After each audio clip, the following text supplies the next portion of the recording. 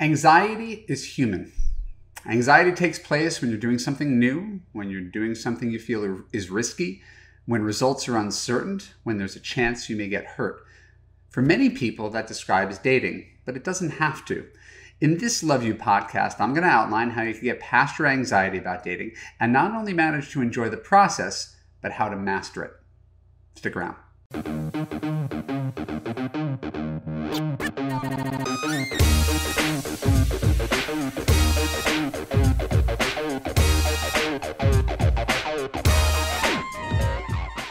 I'm Marc, Katz, dating coach for smart, strong, successful women and your personal trainer for love. Welcome to the Love You podcast. Keep listening to learn 7 proven ways to overcome dating anxiety. When we're done, I'll let you know how you could apply to Love You to create a passionate relationship that makes you feel safe, heard, and understood. True story. I was once invited to go to a bachelor party at Mammoth Mountain in Northern California for a long weekend of skiing. Now, I don't ski. My parents, born in Brooklyn, poor in the 40s, didn't ski. Now, here I am in Los Angeles in my early 30s and everybody skis. And I was really anxious at the thought of going skiing for the first time.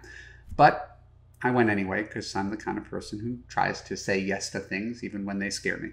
And I took a class with a handful of other beginners while the other guys were off doing their black diamonds first thing in the morning. And after my class, where I'm learning to do the slow snow plow, I take this chairlift up to the top of the mountain, and I notice that my hands are sweating profusely. Legitimately, they actually do that when I'm going up high. My hands start to sweat profusely.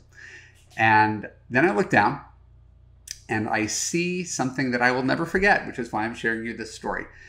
It's a bunch of 6-year-olds who are carving, right, doing slaloms right beneath me. And they're having the greatest time ever, 25 feet below me. And I realize in that moment that my anxiety is of my own creation. It was something that was in my own head. So I want to use that story of self-induced anxiety as sort of a framing device for today's podcast, because the truth is, dating for you might be like skiing for me, especially if you've crashed a couple times. So you may think dating is scary. You may even feel like it's potentially life-threatening. And you think it has the capacity, going on a date has the capacity to scar you permanently. In fact, the right mindset, the right skill set can make dating and should make dating a lot more fun than it currently is for you. So without further ado, here are 7 proven ways to overcome dating anxiety from a guy who went on 300 dates and has been coaching for 17 years. Number 1, realize the stakes are low. Really, you're meeting at a bar for drinks. It's 90 minutes of your life. It's like watching a movie on Netflix and then being like, I could pass. So unlike skiing, you're not going to get injured. What's really, realistically, the worst thing that's going to happen having a drink at a bar? He's going to get up and leave. You get into a fight about politics. He may talk about himself for the entire 90 minutes and never ask you any questions. Stick you with the check at the end. These are not life-threatening injuries. These are just bad stories, good stories to ultimately tell. It doesn't mean much. So let's not hype this up and turn it into something that it's not. Number 2, don't worry about what your date thinks about you.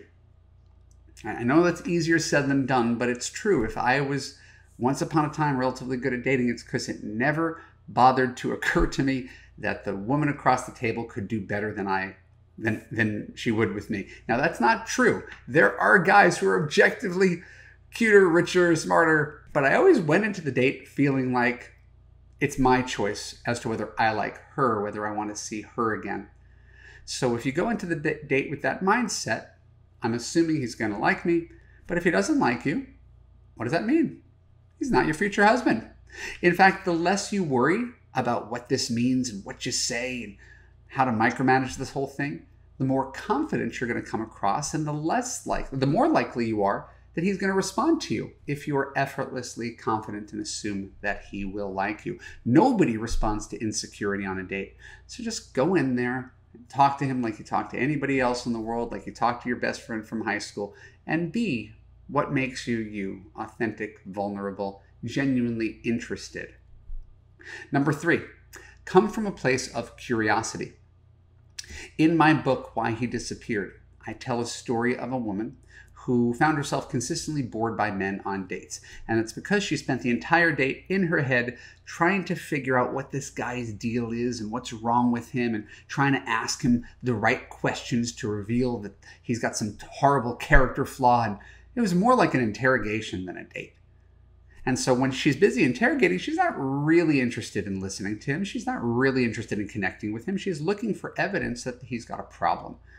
So I told her, and I tell this story in Why He Disappeared, to treat him, and I pass this on to you, to treat him like he's the most interesting guy in the world. And he's not. He's never going to be the most interesting guy in the world. So on her next date, she's out with a guy, and for some reason he's talking about baseball and getting an autograph from Mickey Mantle in 1966 or something like that. So while normally this client would have just tuned him out like, oh my God, right? She really leaned in and listened to him from a place of curiosity, treating him like he was interesting, and she inquired what made Mickey Mantle special to him. And it turns out this guy tells her a story about how he didn't have much of a relationship with his father, and talking about the Yankees and going to Yankee games was his lone connection to his father. And she really got insight into who he was and developed empathy and compassion for him. And now she's feeling a more authentic and intimate connection just through very basic conversation and daring to learn more about him from a place of curiosity rather than from a place of evaluation. Number 4, put aside your agenda. I kind of hinted at this a second ago. You're not trying to figure out if he's your future husband. I know you want to, but that's not what the date's for. You're just having a conversation. At the end of the conversation, you will determine when he calls you the next day if you had enough comfort, enough fun, enough attraction to go on a second date. When you try to spend the date figuring out your future, that's when the investigator comes out and she unintentionally starts to suck the fun out of the evening. Your only agenda should be to make sure that he has a great time on the date and that he, at the end of the date, wants to see you again, right? The same way that when you go for a job interview, your job is to get the job, not to decide if you're going to take the job. Your job is to get the job, right? And by the way, if I were giving dating advice to him, I'd tell him the exact same thing. Hey, buddy, your job is to make sure she has fun, and his only agenda should be to make sure that you have a good time. Right? When I'm talking to you, so I'm telling you the same good advice. If a guy doesn't show you a great evening, he doesn't get a second date. Right? But the best way you could show up on a first date is to not be thinking about the larger scale ramifications and just be really present and make sure he has a pleasant evening and he feels like he had a good time. That's going to spur him to want to ask you out again. Number 5, treat him like a stranger on a plane. I know that sounds kind of silly, but I like the comparison. You never go on a plane and wonder if you're sitting in 19B, whether the guy in 19A is your soulmate. If you're sitting next to a man on a plane and he smiles at you, you make normal small talk. Is this business or is it pleasure? Are you coming or are you going? What book is it that you're reading? You're not trying to assess whether he's emotionally available to you, 19A. You're just having a conversation that'll probably last no more than a couple hours max, but it'll be a pleasant enough way to pass the time just for the sake of itself. Meeting new people, making connections, and letting them go. That is dating. That's the abundant mindset of dating. Number 6, detach yourself from the outcome. By passing up a second date with a guy, you're not jeopardizing your entire future. You're not passing up your husband. Men are like buses. In 15 minutes, another one's going to come along. So whether you go out with him or don't go out with him, it almost doesn't matter. If you agree to go on a second date, That's not a promise for the future. That doesn't mean you're agreeing to sleep with him and commit to him and marry him and get into a horrible marriage that's going to end in some sort of fiery disaster. Sometimes people think they got to figure this all out right up front, and you don't. One date just leads to a second date. That date goes well, it leads to a third date, or it doesn't. You have 50% of the say in the process. He has 50% of the say in the process. Don't overthink it. Let go of the outcome. The odds that the next guy is your future husband are generally pretty slim.